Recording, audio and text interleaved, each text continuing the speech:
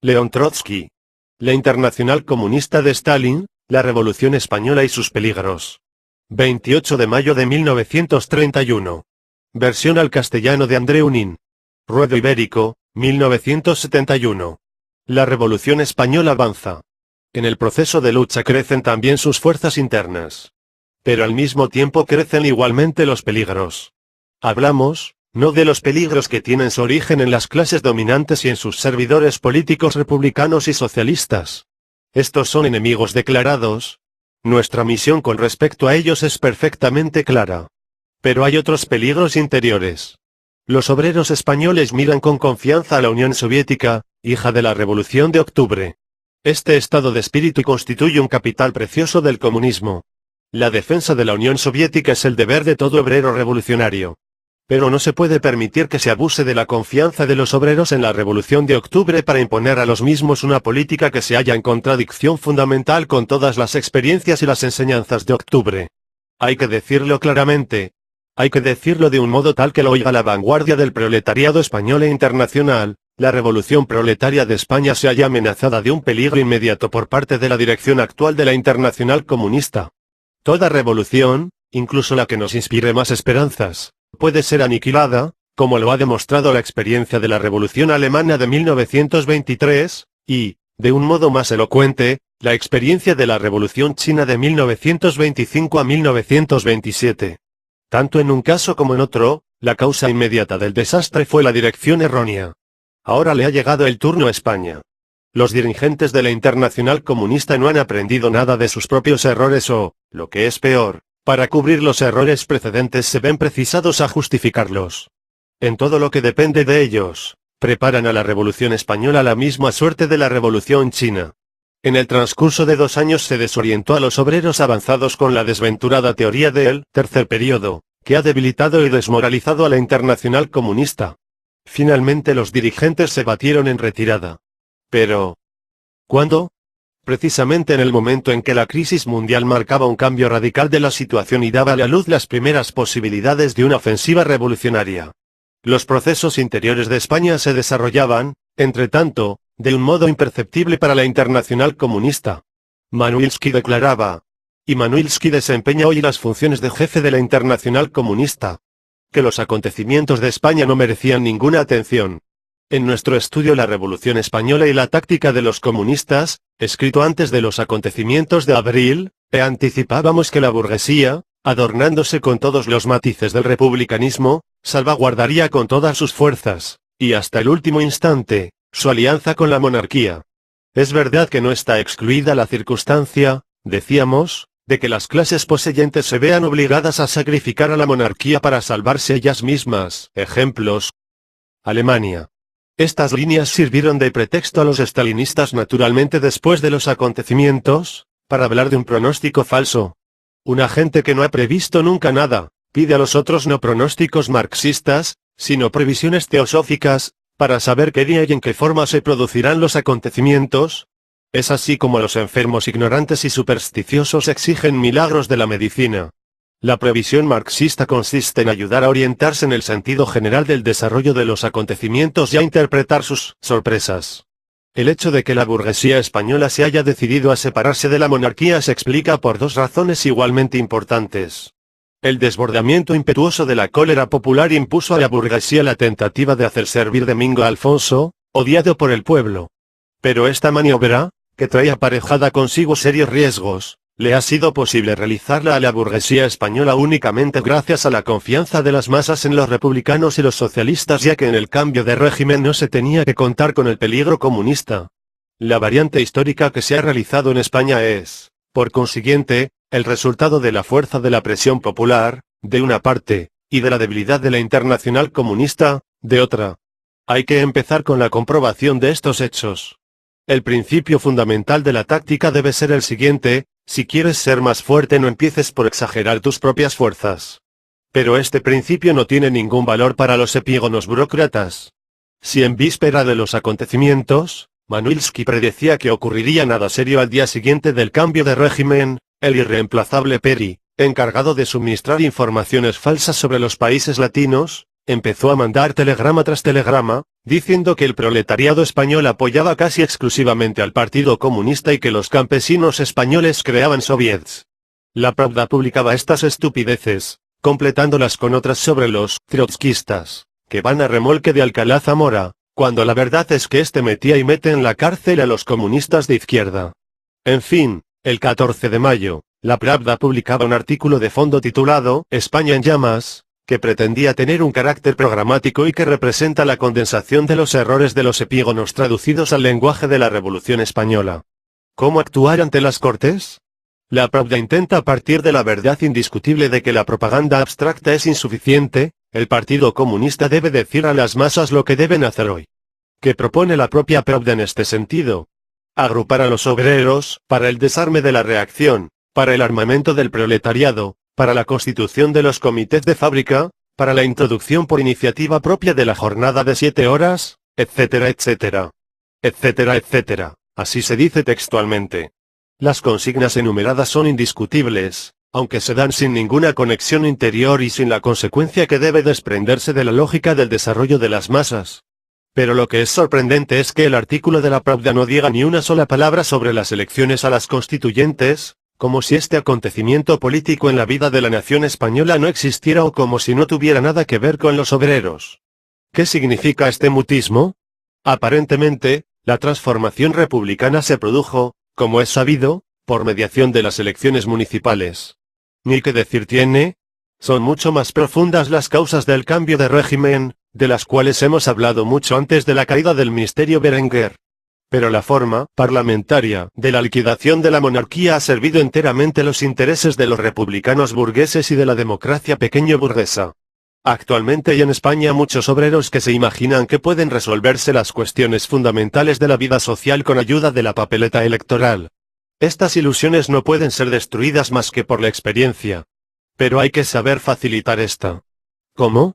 ¿Volviendo la espalda a las Cortes o, al contrario, participando en las elecciones? Hay que dar una respuesta. Además del artículo de fondo citado, el mismo periódico publica un artículo teórico que pretende dar un análisis marxista de las fuerzas internas de la Revolución Española y una definición bolchevique de su estrategia.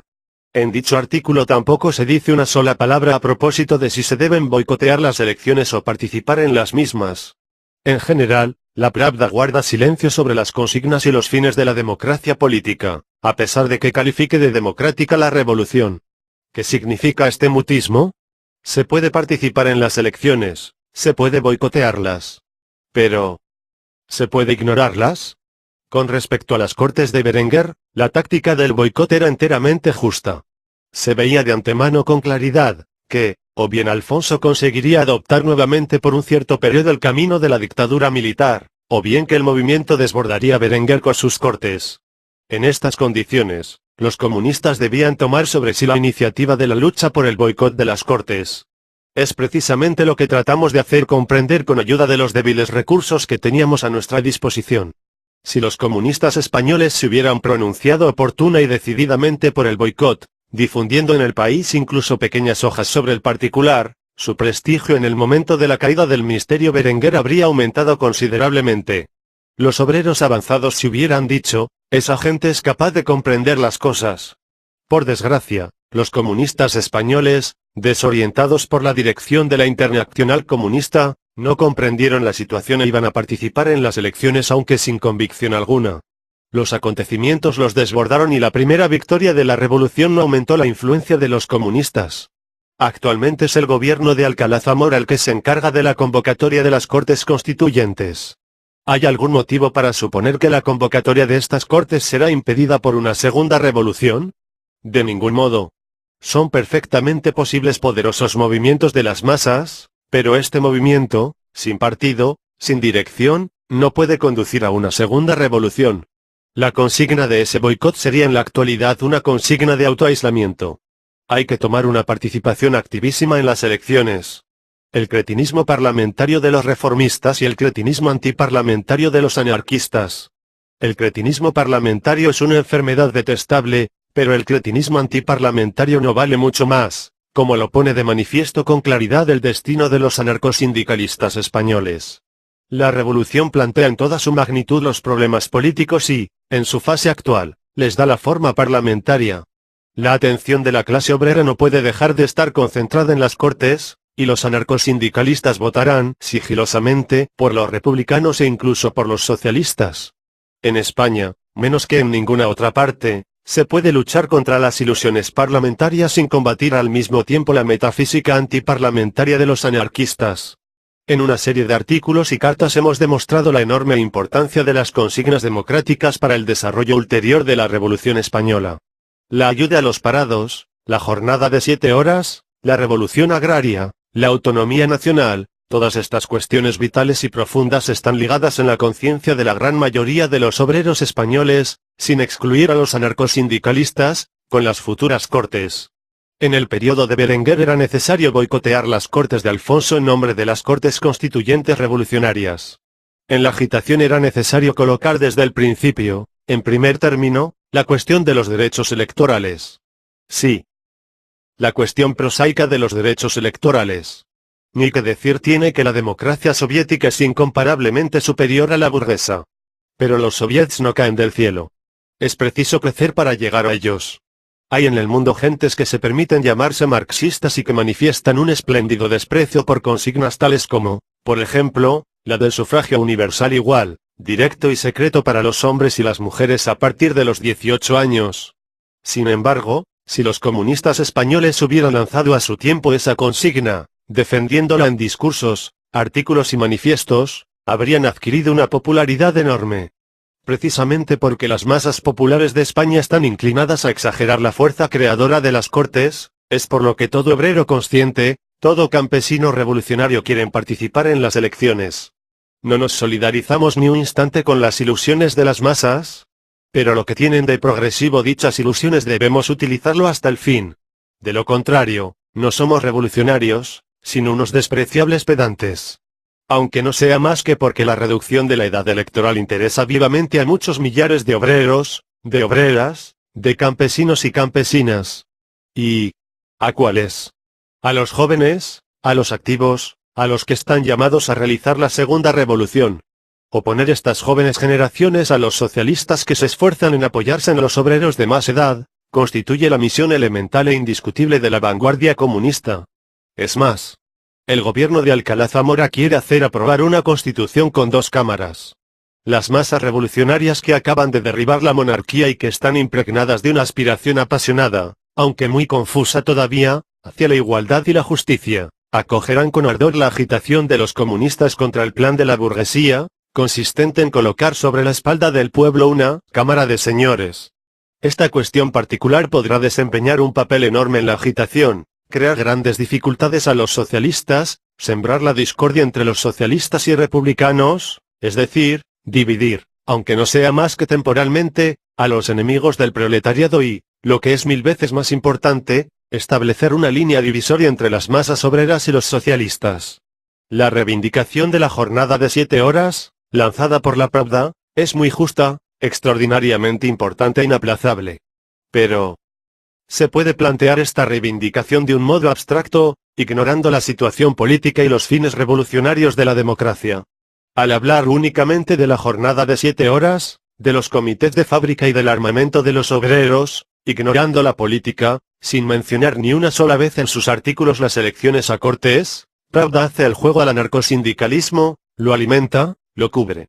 Sin embargo, el joven obrero, al cual los republicanos y los socialistas privan del derecho al voto, a pesar de que la legislación burguesa lo considera suficientemente maduro para la explotación capitalista, o al cual se quiere imponer la segunda cámara, en la lucha contra estas ignominias, querrá mañana volver la espalda al anarquismo y tender la mano hacia el fusil.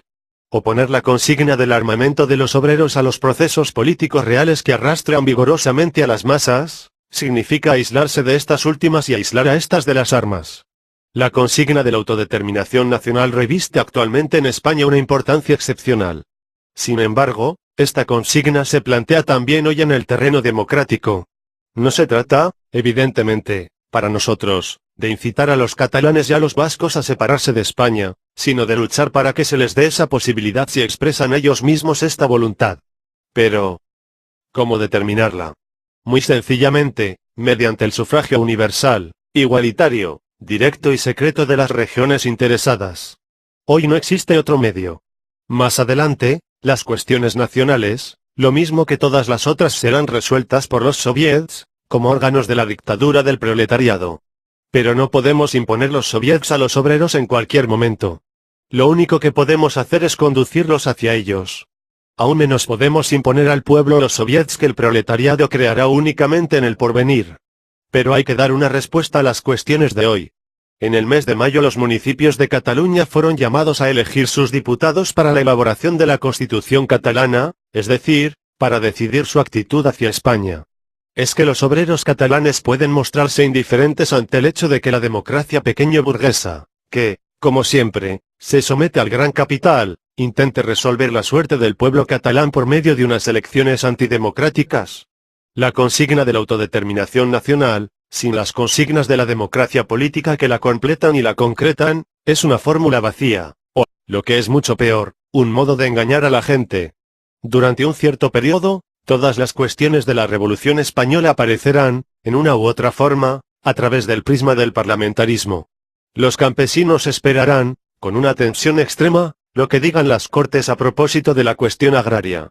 No es fácil comprender la importancia que podría tener en las condiciones actuales un programa agrario comunista sostenido desde la tribuna de las Cortes.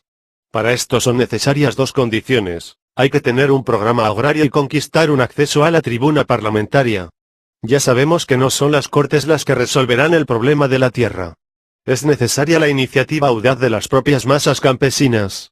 Pero para una iniciativa semejante las masas tienen necesidad de un programa y de una dirección. La tribuna de las Cortes es necesaria a los comunistas para mantener el contacto con las masas. Y de este contacto nacerán los acontecimientos que desbordarán las Cortes. En esto consiste el sentido de la actitud revolucionaria, dialéctica hacia el parlamentarismo. ¿Cómo se explica, entonces, el hecho de que la dirección de la Internacional Comunista guarde silencio sobre esta cuestión? Únicamente porque es prisionera de su propio pasado. Los estalinistas rechazaron demasiado ruidosamente la consigna de la Asamblea Constituyente para China. El sexto Congreso estigmatizó oficialmente como oportunismo las consignas de la democracia política para los países coloniales. El ejemplo de España, país incomparablemente más avanzado que China e India, pone al descubierto toda la consistencia de las decisiones del sexto Congreso. Pero los estalinistas están atados de pies y manos. Como no se atreven a incitar al boicot del parlamentarismo, sencillamente se callan. Que perezca la revolución, pero que se salve la reputación de infalibilidad de los jefes. ¿Cuál será el carácter de la revolución en España? En el artículo teórico citado más arriba, que parece escrito expresamente para embrollar los cerebros, después de los intentos de definir el carácter de clase de la revolución española, se dice textualmente lo siguiente: a pesar de todo esto, sería falso, sin embargo, caracterizar ya la revolución socialista. Pravda, 10 de mayo. Esta frase basta para apreciar todo el análisis. ¿Es que hay alguien en el mundo, debe preguntarse el lector, capaz de creer que la revolución española, en la etapa actual, puede ser considerada como socialista sin que corra el riesgo de ir a parar a un manicomio? ¿De dónde ha sacado en general la Pravda la idea de la necesidad de semejante delimitación, y en una forma tan suave y condicional? A pesar de todo esto sería falso, sin embargo. Se explica esto por el hecho de que los epígonos han hallado, por desgracia suya, una frase de Lenin sobre la transformación de la revolución burgueso-democrática en socialista. Como no ha comprendido a Lenin y han olvidado o deformado la experiencia de la revolución rusa, han puesto en la base de los errores oportunistas más groseros la noción de la transformación. No se trata, ni mucho menos, digámoslo inmediatamente, de sutilezas académicas, sino de una cuestión de vida o muerte para la revolución proletaria. No hace aún mucho tiempo, los epígonos esperaban que la dictadura de Kuomintang se transformaría en dictadura obrera y campesina, y esta última en dictadura socialista del proletariado. Se imaginaban, además, Stalin desarrollaba este tema con una profundidad particular que de una de las alas de la revolución se irían desprendiendo poco a poco los elementos de derecha, mientras que en la otra ala se irían reforzando los elementos de izquierda. Así se veía el progreso orgánico de la transformación. Por desgracia, la magnífica teoría de Stalin-Martínov está enteramente basada en el desprecio más absoluto hacia la teoría de clases de Marx. El carácter del régimen social, y, por consiguiente, de toda revolución, está determinado por el carácter de la clase que detenta el poder. El poder no puede pasar de manos de una clase a las de otra más que mediante un levantamiento revolucionario, y de ningún modo mediante una transformación orgánica. Los epígonos pisotearon esta verdad fundamental, primero en China y ahora en España. Y vemos en la Pravda a los sabios científicos ponerse los manguitos y colocar el termómetro bajo el sobaco de Alcalá Zamora, mientras reflexionan. ¿Se puede o no se puede reconocer que el proceso de transformación ha conducido ya la Revolución Española a la fase socialista? Y los sabios, rindamos justicia a su sabiduría, llegan a la conclusión siguiente: no. Por ahora aún no se puede reconocer. Después de habernos dado una apreciación sociológica tan preciosa, la Pravda entra en el terreno de los pronósticos y de las directivas. En España, dice, la revolución socialista no puede ser la finalidad inmediata. La finalidad inmediata consiste en la revolución obrera y campesina contra los grandes terratenientes y la burguesía. Pravda, 10 de mayo. Es indudable que la revolución socialista no es en España la finalidad inmediata. Sin embargo, sería mejor y más preciso decir que la insurrección armada con el objetivo de la toma del poder por el proletariado no es en España la finalidad inmediata. ¿Por qué?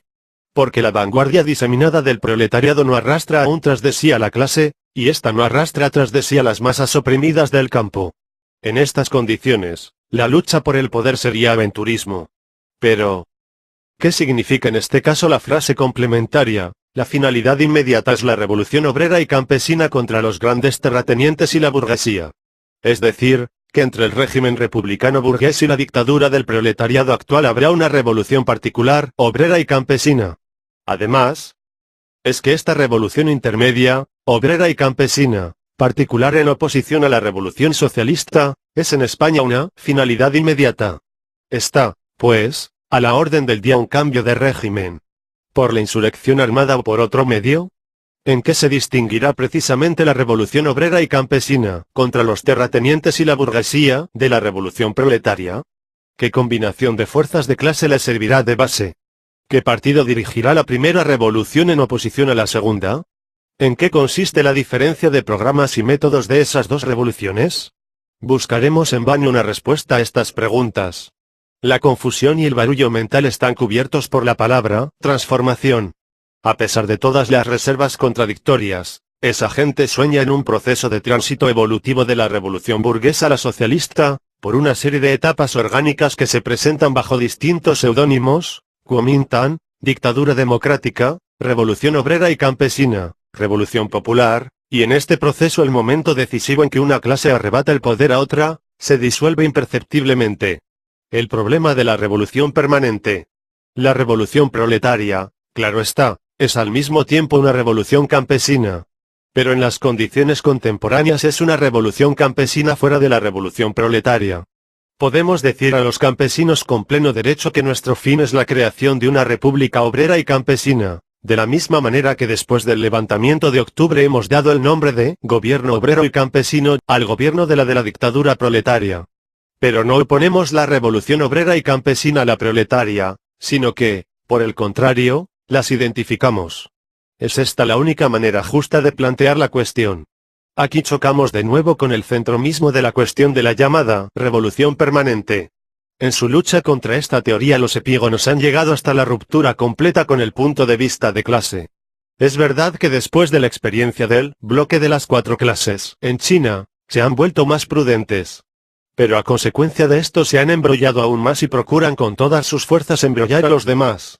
Por fortuna, gracias a los acontecimientos, la cuestión ha salido de la esfera de los sabios ejercicios de los profesores rojos sobre los viejos textos.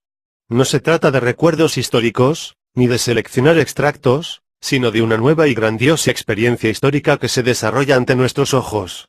Aquí dos puntos de vista son confrontados en el campo de la lucha revolucionaria. No se puede escapar a su control. El comunista español que no se dé cuenta a tiempo de la esencia de las cuestiones relacionadas con la lucha contra el trotskismo, se verá teóricamente desarmado ante las cuestiones fundamentales de la Revolución Española. ¿Qué es la transformación de la revolución? Sí, Lenin propugnó en 1905 la fórmula hipotética de la dictadura democrática del proletariado y de los campesinos.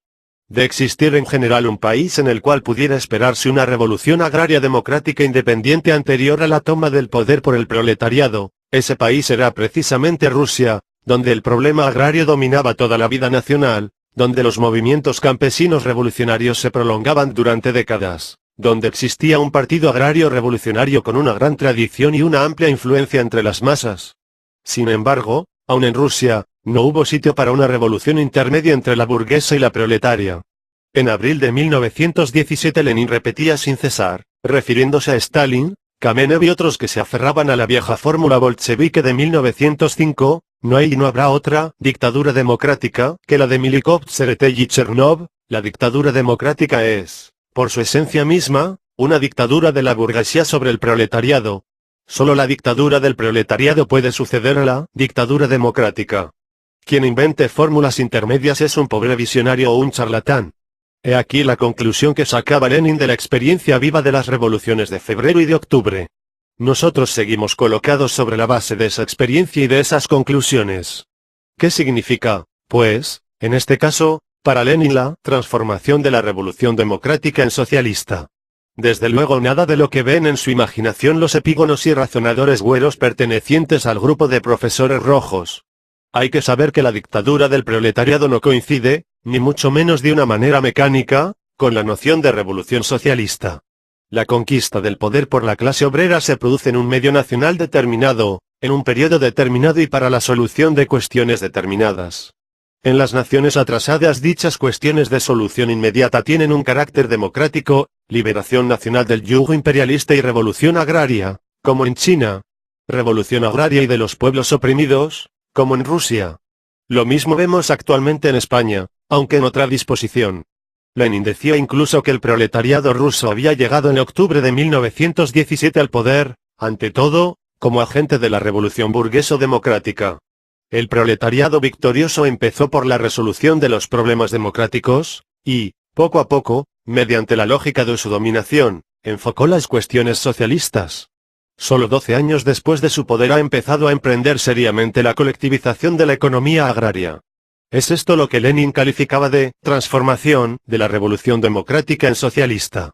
No es el poder burgués el que se transforma en obrero campesino y luego en proletario, no.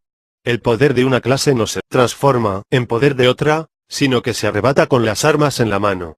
Pero después que la clase obrera ha conquistado el poder, los fines democráticos del régimen proletario se transforman inevitablemente en socialistas. El tránsito orgánico y por evolución de la democracia al socialismo es concebible solo bajo la dictadura del proletariado. He aquí la idea central de Lenin. Los epígonos han deformado todo esto, lo han embrollado, falsificado, y ahora envenenan con sus falsificaciones la conciencia del proletariado internacional. Dos variantes, el oportunismo y el aventurismo. Se trata, repitámoslo nuevamente, no de sutilezas académicas, sino de cuestiones vitales de la estrategia revolucionaria del proletariado. No es cierto que en España esté a la orden del día la revolución obrera y campesina. No es cierto que, en general, esté hoy a la orden del día en España una nueva revolución, es decir, una lucha inmediata por el poder. No. Lo que está a la orden del día es la lucha por las masas, para libertarlas de las ilusiones republicanas y de su confianza en los socialistas, por su agrupamiento revolucionario. La segunda revolución vendrá. Pero será la revolución del proletariado conduciendo tras de sí a los campesinos pobres. No habrá sitio para una revolución obrera y campesina, especial entre el régimen burgués y la dictadura del proletariado. Contar con una revolución semejante y adaptar la política a la misma significa kuomintangizar al proletariado, es decir, matar la revolución. Las fórmulas confusionistas de Pravda abren dos caminos que fueron experimentados en China hasta sus últimas consecuencias. El camino oportunista y el camino de la aventura. Si hoy Pravda no se decide aún a caracterizar la revolución española como revolución obrera y campesina, quién sabe si no lo hará mañana, cuando Zamora Chiang-Kai-shek sea reemplazado por el fiel Bantam-Bey, en este caso el izquierdista Leroux. ¿No dirán entonces los sabios profesores, los Martínov, Kursinen y compañía, que nos hallamos en presencia de una república obrera y campesina que hay que sostener en tanto en que fórmula de Stalin en marzo de 1917, o sostenerla enteramente? Fórmula del mismo Stalin con respecto al Kuomintang en 1925 a 1927. Pero hay también una posibilidad aventurista, que acaso responda aún mejor el estado de espíritu centrista de hoy. El editorial de la Pravda dice que las masas españolas empiezan asimismo a dirigir sus golpes contra el gobierno. Sin embargo, es que el Partido Comunista Español puede lanzar la consigna del derrumbamiento del gobierno actual como una finalidad inmediata. En la sabia incursión de la Pravda se dice, como hemos visto, que la finalidad inmediata es la revolución obrera y campesina. Si se entiende esta fase, no en el sentido de la transformación, sino en el derrocamiento del poder, aparece completamente ante nosotros la variante del aventurismo. El débil Partido Comunista puede decir en Madrid, como dijo, o como se le mandó que dijera, en diciembre de 1927 en Cantón, para una dictadura proletaria, naturalmente, no estamos todavía en sazón, pero como hoy se trata de un grado intermedio, de la dictadura obrera y campesina, intentemos la insurrección de aunque no sea más que con nuestras débiles fuerzas, y acaso salga alguna cosa de ello. En efecto, no es difícil prever que cuando se ponga de manifiesto el retraso criminal con que se ha obrado en el primer año de la Revolución Española, los culpables de esta pérdida de tiempo empezarán a azotar a los ejecutores, y les empujarán, acaso, a una aventura trágica por el estilo de la de Cantón. Las perspectivas de las jornadas de julio. ¿Hasta qué punto es real este peligro? Es completamente real. Tiene sus raíces en las condiciones interiores de la revolución misma, que revisten un carácter particularmente amenazador a causa de los equívocos y de la confusión de los jefes. En la situación española de hoy se oculta una nueva explosión de las masas que corresponde más o menos a aquellos combates de 1917 en Petrogrado, que han entrado en la historia con el nombre de Jornadas de Julio, y que no condujeron al desastre de la revolución gracias a la justa política de los bolcheviques. Es necesario detenerse en esta cuestión candente para España. Hallamos el prototipo de las Jornadas de Julio en todas las antiguas revoluciones, empezando por la Gran Revolución Francesa, con distintos resultados, pero, como regla general, desdichadas y a menudo catastróficas. La etapa de este orden es inherente al mecanismo de la revolución burguesa, en la medida en que la clase que se sacrifica más por el éxito de la revolución y que deposita más esperanza en la misma, es la que obtiene menos de ella. La lógica de este proceso es completamente clara. La clase poseyente, después de haber obtenido el poder por el golpe de Estado, se inclina a considerar que por ello mismo la revolución ha realizado ya íntegramente su misión, y de lo que más se preocupa es de demostrar su buena conducta a las fuerzas reaccionarias. La llamada burguesía revolucionaria provoca la indignación de las masas populares por las mismas medidas con las cuales se esfuerza en conquistar la buena disposición de las clases derribadas. La desilusión de las masas se produce muy pronto, antes de que su vanguardia se haya enfriado de los combates revolucionarios. El sector avanzado se imagina que con un nuevo golpe puede dar cima a lo realizado antes de una manera insuficientemente decisiva o corregirlo. De aquí el afán de una nueva revolución sin preparación, sin programa, sin tener en cuenta las reservas, sin pensar en las consecuencias. De otra parte, la burguesía llegada al poder no hace más que vigilar el momento del empuje impetuoso de abajo para intentar arreglar definitivamente las cuentas al pueblo.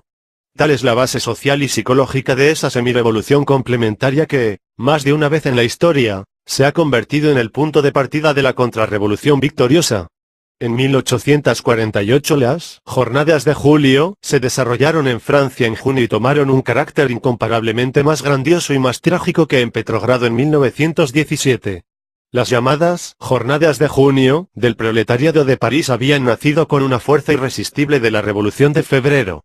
Los obreros de París, con los fusiles de febrero en la mano, no podían dejar de reaccionar ante las contradicciones existentes entre el programa pomposo y la realidad miserable, ante ese intolerable contraste que repercutía cada día en sus estómagos y en sus conciencias. Sin plan, sin programa, sin dirección, las Jornadas de junio de 1848 no eran más que un reflejo potente e inevitable del proletariado. Los obreros insurreccionados fueron aplastados despiadadamente. Fue así como los demócratas desbrozaron el camino al bonapartismo. La explosión gigantesca de la Comune fue asimismo, con respecto al golpe de Estado de septiembre de 1870, lo que habían sido las Jornadas de junio con respecto a la Revolución de febrero de 1848. La insurrección de marzo del proletariado parisien no tenía nada que ver con el cálculo estratégico, sino que nació de una trágica combinación de circunstancias, completada por una de esas provocaciones de que es tan capaz la burguesía francesa cuando el miedo excita su mala fe.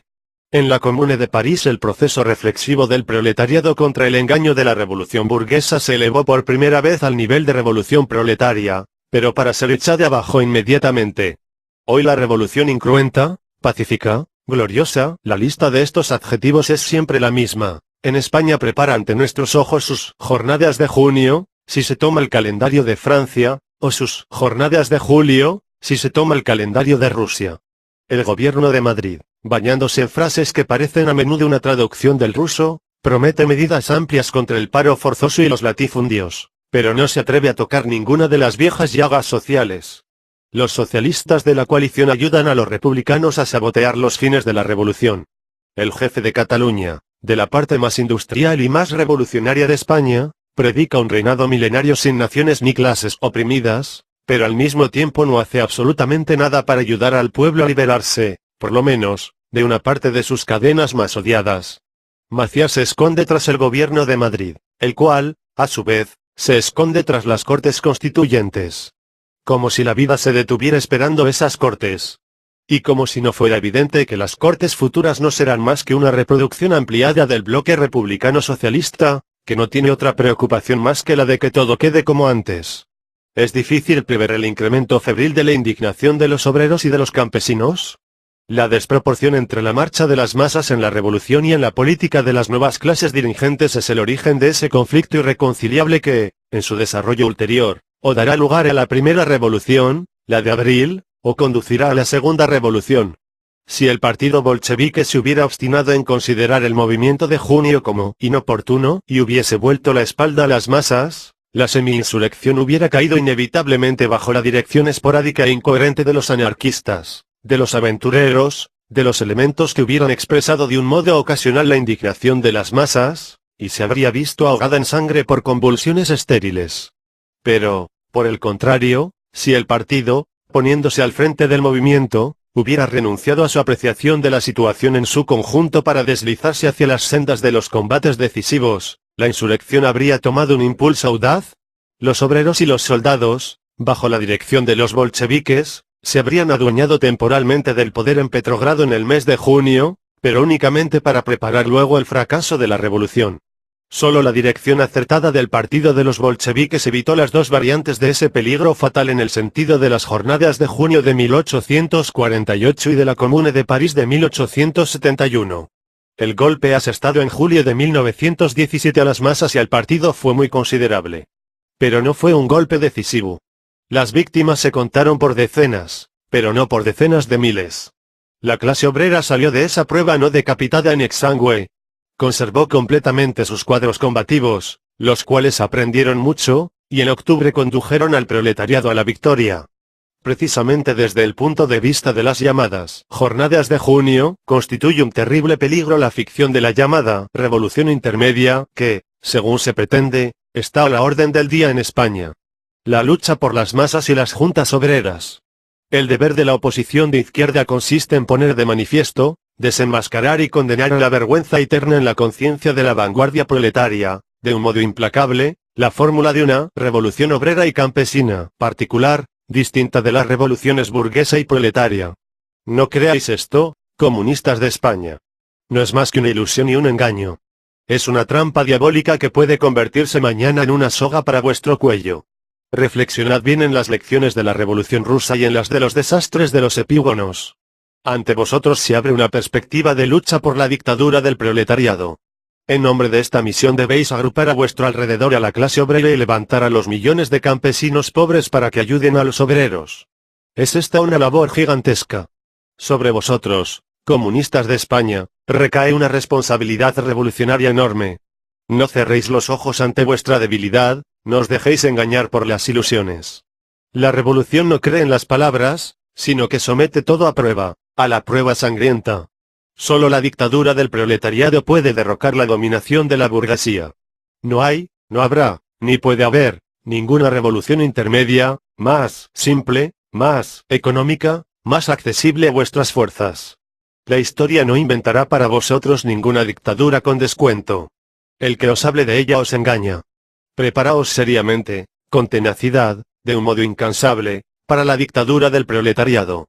Sin embargo, el objetivo inmediato que se plantea a los comunistas españoles no es la lucha por el poder, sino la lucha por las masas, y esta lucha se desarrollará en el periodo próximo sobre la base de la república burguesa y, en proporciones enormes, bajo las consignas de la democracia. El objetivo inmediato es, indudablemente, la creación de juntas obreras, soviets. Pero sería absurdo oponer las juntas a las consignas de la democracia. La lucha contra los privilegios de la Iglesia y contra la dominación de las órdenes religiosas y de los conventos, lucha puramente democrática, condujo en mayo a una explosión de las masas que creó condiciones favorables, desgraciadamente no utilizadas, para la elección de diputados obreros. En la fase actual, las juntas son la forma organizada del Frente Único Proletario, para las huelgas, para la expulsión de los jesuitas, para la participación en las elecciones a las constituyentes, para el contacto con los soldados, para el apoyo al movimiento campesino. Es solo a través de las juntas, que engloban al núcleo fundamental del proletariado, como los comunistas podrán asegurar su hegemonía entre el proletariado y, por consiguiente, en la revolución. Solo a medida que vaya aumentando la influencia de los comunistas sobre la clase obrera, las juntas se convertirán en órganos de lucha por el poder. En una de las etapas ulteriores, no sabemos aún cuándo, las juntas, como órganos del poder del proletariado, se verán opuestas a las instituciones democráticas de la burguesía. Solo entonces llegará la última hora de la democracia burguesa. En todos los casos en que las masas se ven arrastradas a la lucha, sienten invariablemente, no pueden menos de sentirla, la necesidad aguda de una organización prestigiosa que se eleve por encima de los partidos, de las fracciones y de las sectas, y que sea capaz de unir a todos los obreros en una acción común. Son precisamente las juntas obreras elegibles las que deben presentar esta forma de organización. Hay que saber sugerir a las masas esta consigna en el instante oportuno, y momentos semejantes aparecen actualmente a cada instante. Oponer la consigna de los soviets, como órganos de la dictadura del proletariado, a la lucha real de hoy, significa convertir dicha consigna en un santuario ultrahistórico, en un icono ultrarrevolucionario, que pueden adorar algunos devotos, pero que no puede nunca arrastrar a las masas revolucionarias. La cuestión de los ritmos de la Revolución Española. Pero, ¿queda un tiempo para la aplicación de una táctica acertada? ¿No es ya tarde? ¿No se han dejado pasar ya todos los plazos? El determinar acertadamente los ritmos de desarrollo de la revolución tiene una enorme importancia, sino para definir la línea estratégica fundamental, al menos para la definición de la táctica. Ahora bien, sin una táctica justa, la mejor línea estratégica puede conducir a la ruina. Naturalmente, es imposible prever los ritmos por un largo periodo. El ritmo debe ser comprobado en el curso de la lucha, sirviéndose de los síntomas más variados. Además, en el curso de los acontecimientos, el ritmo puede cambiar bruscamente. Pero, a pesar de todo, hay que tener ante los ojos una perspectiva determinada, a fin de efectuar en la misma, en el proceso de la experiencia, correcciones necesarias. La Gran Revolución Francesa empleó más de 3 años para llegar al punto culminante, la dictadura de los jacobinos. La Revolución Rusa condujo en 8 meses a la dictadura de los bolcheviques. Vemos aquí una diferencia enorme de los ritmos. Si en Francia los acontecimientos se hubieran desarrollado más rápidamente, los jacobinos no hubieran tenido tiempo para formarse, pues en vísperas de la revolución no existían como partido. De otra parte, si los jacobinos hubieran representado una fuerza ya en vísperas de la revolución, los acontecimientos indudablemente se habrían desarrollado con más rapidez. Tal es uno de los factores que determina el ritmo. Pero hay otros que son acaso más decisivos. La Revolución Rusa de 1917 fue precedida de la Revolución de 1905, calificada de ensayo general por Lenin. Todos los elementos de la segunda y de la tercera revolución fueron preparados de antemano, de manera que las fuerzas que participaron en la lucha avanzaban por un camino conocido. Esto aceleró extraordinariamente el periodo de ascensión de la revolución hacia su punto culminante. Pero así y todo, hay que suponer que el factor decisivo en la cuestión del ritmo en 1917 fue la guerra. La cuestión de la tierra podía ser aún aplazada por algunos meses, incluso acaso por algunos años. Pero la cuestión de la muerte en las trincheras no permitía ningún aplazamiento. Los soldados decían: ¿qué necesidad tengo de la tierra si yo no estaré allí? La presión de una masa de 12 millones de soldados fue un factor que contribuyó extraordinariamente a acelerar la revolución. Sin la guerra, a pesar del ensayo general de 1905 y de la existencia del partido bolchevique, el periodo preparatorio, prebolchevista de la revolución, hubiera podido durar no 8 meses, sino acaso un año, 2 y más. El Partido Comunista Español ha entrado en los acontecimientos en un estado de debilidad extrema. España no está en guerra. Los campesinos españoles no están concentrados por millones en los cuarteles y en las trincheras, ni se hallan bajo el peligro inmediato de exterminio.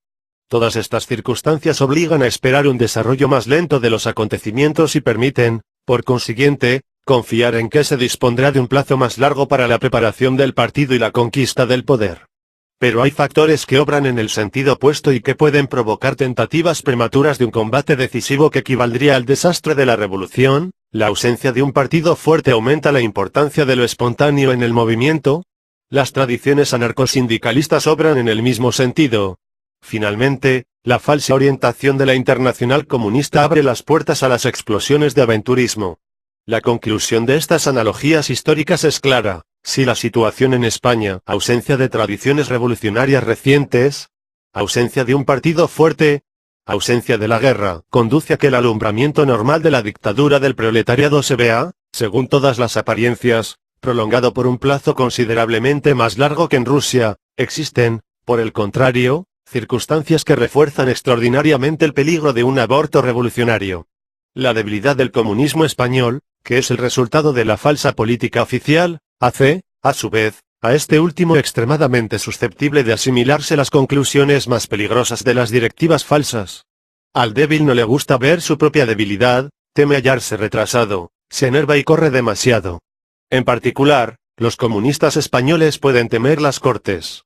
En Rusia, la Asamblea Constituyente, aplazada por la burguesía, se reunió después ya del desenlace decisivo y fue liquidada sin esfuerzo. Las Cortes Constituyentes españolas se reúnen en una fase más próxima de la revolución. En las Cortes, los comunistas, si en general logran ir allí, serán una minoría insignificante. De esto pueden hacer el pensamiento de intentar el derrocamiento de las Cortes lo más pronto posible, aprovechándose de cualquier ofensiva espontánea de las masas. Semejante aventura no solo no resolvería el problema del poder, sino que, por el contrario, se rechazaría muy considerablemente la revolución, la cual quedaría seguramente con la columna vertebral rota. El proletariado podrá arrancar el poder de manos de la burguesía solo a condición de que la mayoría de los obreros tiendan a ello apasionadamente y de que la mayoría explotada del pueblo tenga confianza en el proletariado. Es precisamente en la cuestión de las instituciones parlamentarias de la revolución en la que los camaradas españoles deben fijarse, no tanto en la experiencia rusa cuanto en la de la gran revolución francesa. La dictadura de los jacobinos fue precedida de 3 parlamentos. Por estos 3 peldaños las masas se elevaron hasta la dictadura jacobina. Sería estúpido creer, como los republicanos y socialistas madrileños, que las Cortes pondrán efectivamente un punto a la revolución. No. Las Cortes no pueden hacer otra cosa que dar un nuevo empuje al desarrollo de la revolución, asegurando al mismo tiempo una mayor regularidad del mismo. Semejante perspectiva es muy importante para la orientación en el curso de los acontecimientos, para contrarrestar el enervamiento y el aventurismo. Esto no significa, ni que decir tiene, que los comunistas deban desempeñar el papel de freno de la revolución, y, aún menos, que deban de solidarizarse de los movimientos y de las acciones de las masas de la ciudad y del campo. Semejante política sería funesta para el partido, el cual debe conquistar aún la confianza de las masas revolucionarias. Únicamente porque los bolcheviques dirigieron todos los combates de los obreros y de los soldados tuvieron en julio la posibilidad de evitar la catástrofe de las masas. Si las condiciones objetivas y la mala fe de la burguesía hubieran impuesto al proletariado el combate decisivo en las condiciones desfavorables, los comunistas habrían, naturalmente, encontrado su puesto en las primeras filas de los combatientes. Un partido revolucionario preferirá siempre exponerse a la destrucción, junto con su clase, que permanecer al margen predicando la moral y dejando a los obreros sin dirección bajo las bayonetas de la burguesía. Un partido aplastado en la lucha penetrará profundamente en el corazón de las masas, y tarde o temprano tomará su desquite. Un partido que se retire en el momento de peligro no renacerá más. Pero los comunistas españoles no se hallan en general situados en esta alternativa trágica.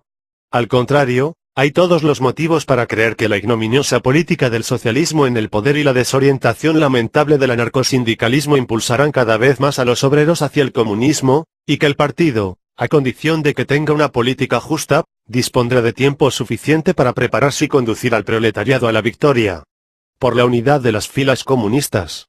Uno de los crímenes más vergonzosos de la burocracia estalinista es la escisión sistemática de las filas comunistas, poco numerosas en España, escisión que no se deriva de los acontecimientos de la Revolución Española, sino que les ha sido impuesta bajo la forma de directivas que se desprenden de la lucha de la burocracia estalinista por su propia conservación.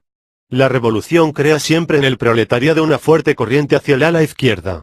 En 1917 se fundieron con los bolcheviques todos los grupos y todas las corrientes que le eran espiritualmente afines, aunque en el pasado hubieran luchado contra el bolchevismo.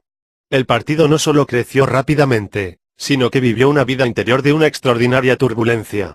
Desde abril hasta octubre, y más tarde, durante los años de guerra civil, la lucha de tendencias y de grupos en el partido bolchevique alcanza en algunos momentos una gravedad extraordinaria. Pero no se producen escisiones, ni tan siquiera exclusiones individuales. La presión poderosa de las masas cohesiona al partido. La lucha interna le educa, le aclara su propio camino. En esta lucha todos los miembros del partido adquieren una convicción profunda en el acierto de la política del partido y en la seguridad revolucionaria de la dirección. Es solo esta convicción de los bolcheviques de fila, conquistada en la experiencia y en la lucha ideológica, lo que da la posibilidad a la dirección de lanzar a todo el partido al combate en el momento necesario. Y solo la convicción profunda del partido en el acierto de su política inspira a las masas obreras la confianza en el mismo. Grupos artificiales impuestos desde fuera, ausencia de lucha ideológica libre y honrada, aplicación del calificativo de enemigos a los amigos, creación de leyendas que sirven para la escisión de las filas comunistas. He aquí lo que paraliza actualmente al Partido Comunista Español. Este debe librarse de las tenazas burocráticas que lo condenan a la impotencia. Hay que agrupar las filas comunistas sobre la base de una discusión abierta y honrada. Hay que preparar el Congreso de Unificación del Partido Comunista Español. La situación se complica por el hecho de que no solo la burocracia estalinista oficial en España, poco numerosa y débil, sino también las organizaciones oposicionistas, que formalmente se hallan fuera de la Internacional Comunista, la Federación Catalana y el Grupo Autónomo de Madrid, carecen de un programa de acción claro y, lo que es todavía peor, están contaminados en una gran parte de los prejuicios que los epígonos del bolchevismo han sembrado con tanta abundancia durante estos últimos 8 años. Los oposicionistas catalanes no tienen la claridad necesaria en la cuestión de la revolución obrera y campesina, de la dictadura democrática y aun del Partido Obrero y Campesino. Esto redobla el peligro. La lucha por la reconstitución de la unidad de las filas comunistas debe ser combinada con la lucha contra la podredumbre ideológica y la falsificación estalinista. Es esta la misión de la oposición de izquierda. Pero hay que decir la verdad, esta apenas ha iniciado aún su tarea. Sabemos las condiciones difíciles en que se hallan nuestros compañeros de ideas. Persecuciones policíacas ininterrumpidas bajo Primo de Rivera, bajo Berenguer y bajo Alcalá Zamora. El compañero Lacroix, por ejemplo, sale de la cárcel para volver a entrar en ella. El aparato de la Internacional Comunista, impotente en el terreno de la dirección revolucionaria, desarrolla una gran actividad en el de las persecuciones y de las calumnias. Todo esto dificulta extremadamente el trabajo. Sin embargo, este debe ser llevado a cabo. Hay que agrupar las fuerzas de la oposición de izquierda en todo el país, fundar una revista y un boletín, agrupar a la juventud obrera, formar círculos y luchar por la unidad de las filas comunistas sobre la base de una política marxista justa. Notas. 1. Los que más se distinguen en este sentido son los estalinistas norteamericanos. Es difícil imaginarse hasta dónde llega la vulgaridad y la estupidez de los funcionarios retribuidos y sin control alguno. León Trotsky. 2. Lo dicho por Manuilsky en febrero de 1930 fue exactamente lo siguiente: los procesos de este género, el proceso revolucionario español, desfilan sobre la pantalla histórica como un episodio que no deja rastros profundos en el espíritu de las masas trabajadoras, que no enriquecen en experiencia de lucha de clases. Una huelga parcial puede tener para la clase obrera internacional una importancia más sugestiva que cualquier revolución de género español que se efectúe sin que el Partido Comunista y el proletariado ejerzan un papel dirigente. Juan Andrade. 3. La oposición de izquierda no tiene prensa diaria. No hay más remedio que desarrollar en cartas privadas ideas que deberían constituir el contenido de los artículos cotidianos. León Trotsky. 4.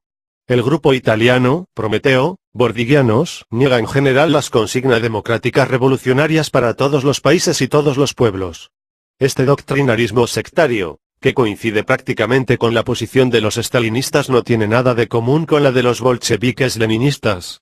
La oposición internacional de izquierda debe declinar todo asomo de responsabilidad por semejante infantilismo de extrema izquierda. Precisamente la experiencia actual de España atestigua que las consignas de la democracia política desempeñarán indudablemente un papel de una gran importancia en el proceso de derrumbamiento de la dictadura fascista. Entrar en la Revolución Española o Italiana con el programa de Prometeo, ¿es lo mismo que ponerse a nadar con las manos atadas a la espalda? El nadador que tal haga corre un riesgo muy considerable de ahogarse. León Trotsky.